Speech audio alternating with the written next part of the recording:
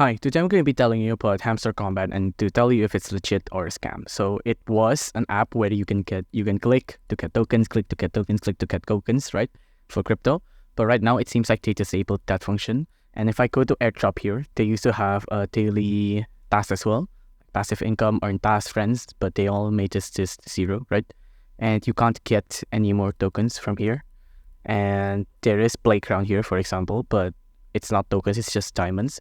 And if you have been playing this for a long time, you can actually withdraw the tokens here. Like you can direct claim it to your wallet. But the problem is that it has pretty bad value. Like one Hamster Kombat coin, it's valued at around this. So if I go to the calculator here, so it's like 0.00 and then 378338.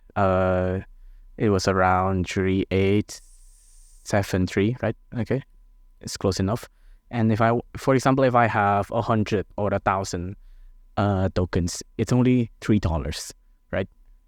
So if you click 1,000 times and you get that much, you only get $3 in terms of actual value. And if you see here right now, the value is dropping. Like it used to have a peak at around 0.004, right? But now it's dropping all the way down to here. So is it legit that you can actually withdraw and get the coins? Yeah, but you decide if it's worth your time or not.